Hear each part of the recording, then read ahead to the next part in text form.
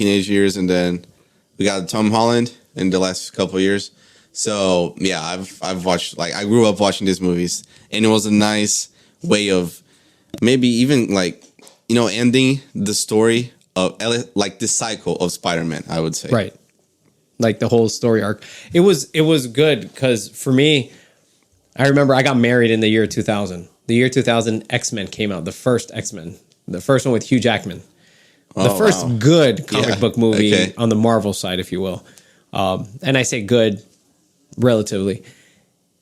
And I remember when I got married, it was like, hey, what do you want to do for your bachelor party? I was like, I want to go watch X-Men. That's what I did. I watched X-Men for our bachelor party. Yes, nice. Nerd. But that's what I did. I didn't want to do anything crazy, so I stuck to that. And after that, it was just like a barrage of movies, one after another. And some were great, some were bad. And, you know, the Spider-Man series took off, and we were excited about it. And then all of a sudden, they drop it, and we have to wait to 2011, 12, when Amazing Spider-Man came out. Right. And it was like, stop changing it. But now with this movie, they said, okay, even though it's another Sony universe or whatever, they brought it in. Right. And that's amazing. To me, that's like so cool because now these stories all fit together. Yeah. And that's been the whole key of what the MCU has done so well. Right. Keep grabbing pieces from other movies and giving you like, oh, you remember this that you saw? Well, it's here now. Right. You remember this that you saw? Well, it's here now. And they keep doing that to us.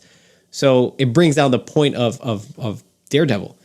Yeah. Daredevil was the other one that I was like, this was such a good series. Why'd you guys get rid of it? Right. And now you put Charlie Cox back in it. It's like, thank you for doing that. That's amazing. Right. That's amazing. So, that was another great moment.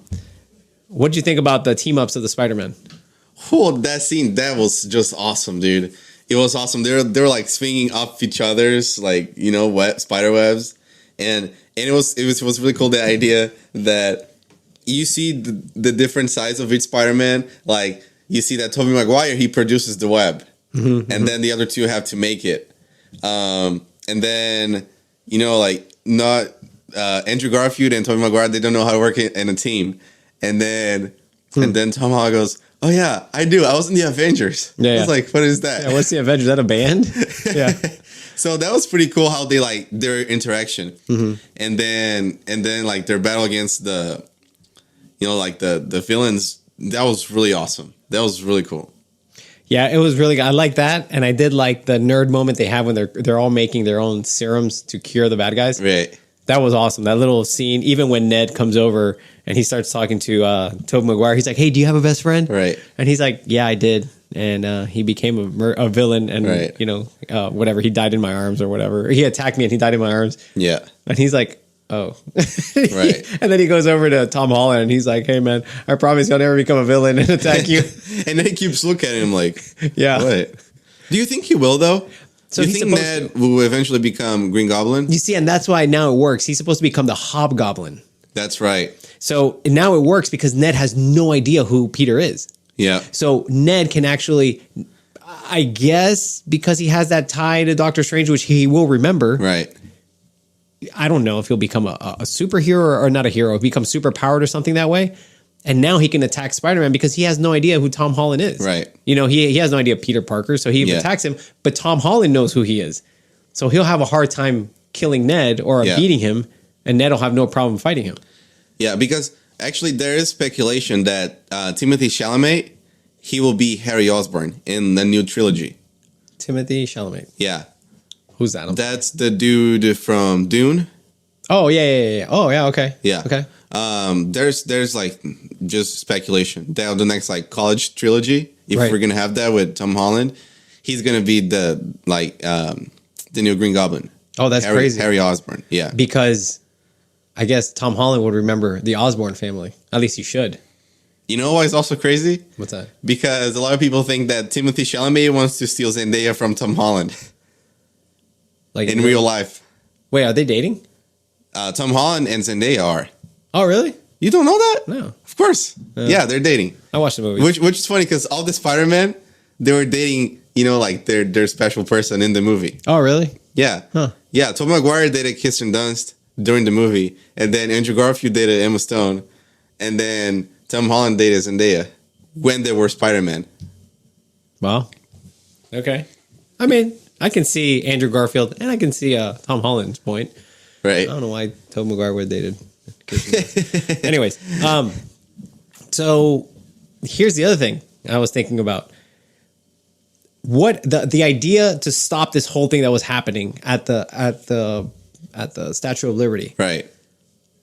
Tom Holland goes up to Doctor Strange and says, "Hey, you gotta finish the spell and basically make it like everybody forgets me, including you. Like everybody, boom, gone." Right. And he's like, "Oh, but basically Strange didn't want to do it." He's like, "No, that's everybody's gonna forget you. Nobody's gonna know who you are." He's like, "That's fine. It'll fix everything. Do it." So the people that were coming through the multiverse that you see up in purple, like all those people are coming because they know a version of Peter Parker. Peter Parker, yeah. Not necessarily Tom Holland. Right. So when he snaps, listen to me. When Strange does what he does, he finishes it off, boom, and it's over. And Tom Holland is forgotten, or Peter Parker's forgotten, and the other two Peters go away. Does that mean that those Peters are forgotten too? So when they go back to their universe, right? Because I think it's the same way that Ned was trying to find Peter Parker, and different ones came. It's kind of the same thing, Like everybody forget Peter Parker. Okay, which one? All of them? That's the thing. Because all those people from the multiverse that were trying to come through, they didn't know Tom Holland's Peter Parker. Right. They knew a Peter Parker, so they were coming. Period. Right. So now that he says, "Okay, forget Peter Parker," so does that mean he's going to go back to Mary Jane and she's going to be like, "Whoa, who are you?" Tobey Maguire. Tobey Maguire is going to go back because they're married. Yes. Whew. So she's going to be like, "Whoa." So is that what we're about to rediscover here, and they're going to have to try to find a way to fix this? So I don't think they're going to explore that. I think they're already going to, continue. I think this was a nice ending for the story of the three Spider-Man. And then I think they're just going to continue with Tom Holland's story. That's what I think. But it would be awesome to have like cameos or whatever in one movie or the other where they come back again. Yeah. I think that's why it was called No Way Home, because none of them are going back home. Right. It's not the same. None of them. You see what I'm saying? It's Spider-Man. It doesn't matter which one. Yeah. No Way Home. Like nobody came back, and home is not necessarily where you're from. Home is the people you have, your environment. Right. So Tom Holland lost his home.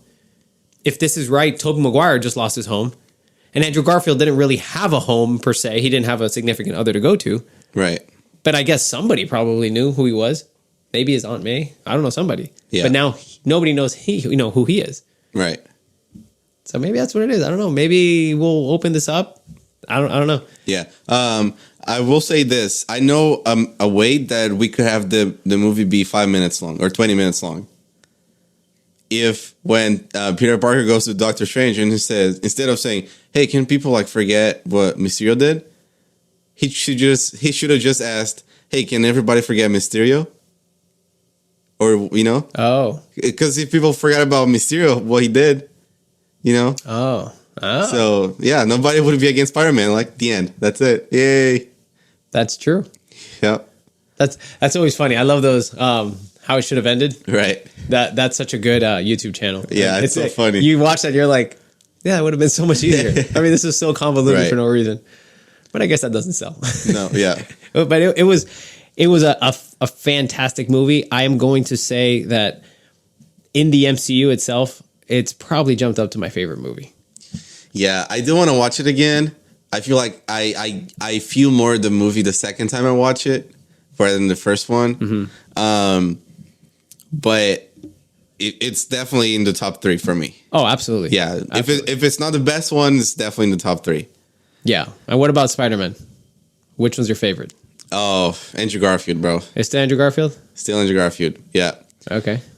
I don't know. I don't think he's the best Peter Parker by what we know Peter Parker is, because he's kind of like an outcast. He's not the regular nerd, Mm-hmm. He's like really smart, but he's like that dude with like messy hair and skinny. He like skateboards and all that stuff, And the image that we have of Peter Parker is, that nerd that's kind of like have a hard time with the girls. Mm-hmm. But then Andrew Garfield, I think he's the best Spider-Man. Like you're talking about like the way he acts, like even like his quippy mouth, like he has right. Little. He's funny, he's like cocky, but he's also like serious when you have to be. Yeah. you know, and he's always like putting himself in danger, trying to save people. Like I even like when he webbed up when they're fighting on the Statue of Liberty, when he webs up the lizard. Like the way he webs people up is like really cool. Right. Like he tried like the little moves he does, and he's like, hey, lizard. He's like, hey, Doc, well, you need to wait your turn or whatever. Hey, Right. Doctor, whatever, Connors, you wait your turn. And he's like, he webs him up and he leaves. But he's really funny about it. You know, he's not just like, I don't know. It's good. Yeah, yeah, and his like his swing throughout like on the Amazing Spider-Man movies, I think they're the best. I don't know if you remember it, but they're just cool. Like Tom Holland Spider-Man doesn't really emphasize the swing. No, it's more just it's more like a Tarzan You don't have swing. a lot of that. Yeah, it's more like a Tarzan. He doesn't do it very stylish. That's true. Right. But the Andrew Garfield one is just awesome. Yeah, he was definitely, I'd say he was the Spider-Man I enjoyed the most when it was just Tobey and Andrew. But I don't know, until this movie, I think it was still Andrew until this movie. I like the way they explored Tom Holland's character. Yeah. They gave him a he did chance. such a great job he of did. like becoming Spider-Man. And like him, like as an actor in Marvel, like the build up of the character to become Spider-Man, that was really awesome. Well, because they made him too OP too quick. You know what it is? Right. For your friendly neighborhood Spider-Man, Tony Stark Yeah. grabs you and gives you an amazing suit. Right. And next thing you know, you have even a better suit.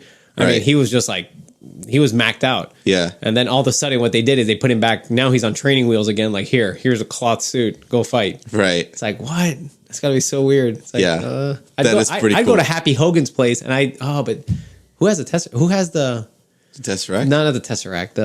I keep saying the Tesseract. The arc reactor? The arc reactor. Who ended up with that? Because Doc Ock took it away from. That's right. And he was like, the power and the sun finally in my hands. But he didn't. I thought he was gonna like flip on them, Right. and then he just looked at it like, whoa. And then Yeah, he dropped he's it. good. Yeah. But I don't know who kept it. Maybe he did Because if I were Holland, I would have gone over to Happy's house. Happy doesn't know who he is. I take that whole machine with me and be like, oh, I'll keep making suits. Right. I mean, that's what that machine can do. Right. Yeah, that's I didn't understand what that machine was in the beginning of the movie. Right. You know, I was like, okay, it's a Stark machine, but Yeah, because even Tom Holland was like, oh, Happy. Like, Yeah. like he was like almost like, why did you take it? right. Or wow, that was a good. I didn't understand what he meant. Was he like sad that he took it, or was he happy that he took it? You know, and then when he opens it up and it's like, oh, it's the machine that makes anything. Right. Pretty much that Stark miraculous machine. Yeah, that's really cool. But I'm really excited for what they're gonna do with Spider-Man over the next few years. Yeah, I really hope they can, continue that franchise. It's such a good character. He's such a good person. Oh, and actually, that was the other thing I had thought about was, since Spider-Man is good, every iteration of Spider-Man we've seen, which is now 3, is he good?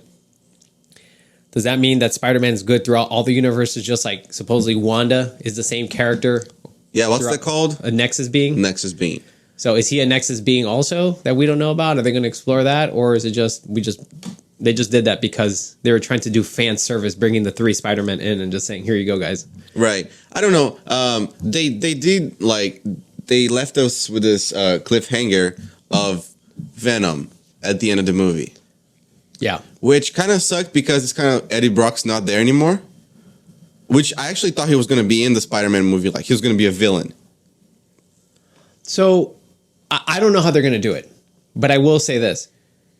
If you remember when at the end of, what movie was it? At the end, Eternals. Was it Eternals? Yeah, it was Eternals. No, wait, what was the one that they showed Eddie Brock at the end and he's in the hotel? That was Eternals. Right? That's Venom. That's was the Venom. post-credit scene of Venom. Oh, we've seen so many. Oh, yeah, that's Venom right. 2. That's right. Venom 2. That's right. No, what am I thinking? Yeah. Yeah. So at the end of Venom 2, when he's sitting there in the hotel room and he's talking to Venom and he's like, I'm going to show you this. And, Yeah. and he says it's the hive mind of multiple or universes is what he says. Okay. I don't know how many years or whatever. Yeah. Of all like knowledge. And he goes, I'm going to show you a little bit. Oh, yeah. So I think what's going to happen is that little piece of Venom that stayed there is maybe he understands, maybe they know how to travel through the multiverse as long as they have a piece of them on the other side.